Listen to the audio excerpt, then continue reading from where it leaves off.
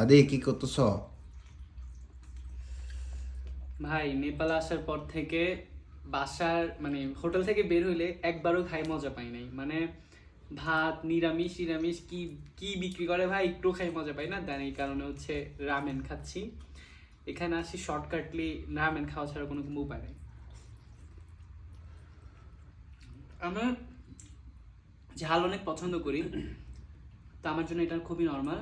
Water mug কিনে নিয়ে নিছি এই যে।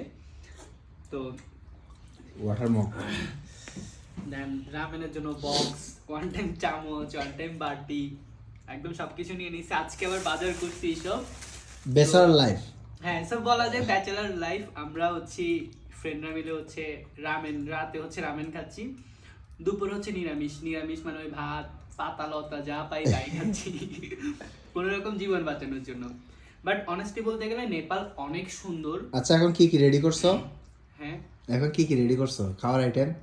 ওই যে নুডলস আর হচ্ছে রামেন আর হচ্ছে পাউরুটি আর দুধ। এখানে দুধের দাম খুব কম, কিন্তু অন্যান্য জিনিসের দাম অনেক বেশি, অনেক বেশি এক্সপেন্সিভ। তো যার জন্য হচ্ছে নেপালে আসলে সবাই বাংলাদেশ থেকে রামেন, রেডিমেড চানাচুর, মুড়ি, বিস্কিট এগুলো নিয়ে আসবে। এখানে আচ্ছা, রামেন রেডি করতে কত সময় লাগে? 5 minute, highest 5 minute. Water mug কিনে নিছি, গরম করে নিব, গরম করে ঢেলে দিব, মশলা টসলা দিয়ে দেন খাওয়া শুরু। এটা ছাড়া কোনো কিছু করার নাই। আর সকালের জন্য আমরা কি করছি? সকালে সকালের জন্য আমাদের আইটেম হচ্ছে ও আচ্ছা অনলি ছোলা। সকালে আমরা ছোলা খাবো, ডিম আর ইনক্লুড হচ্ছে পেঁয়াজ, হ্যাঁ, ধনেপাতা আর হচ্ছে কাঁচামরিচ, কাঁচামরিচ, এইসব। এইসব আর কি। রামেন দেখেন, এই হচ্ছে রামেনের আমাদের অবস্থা। রান্না আমাদের শেফ হচ্ছে আদি, খুব ভালো হয়েছে।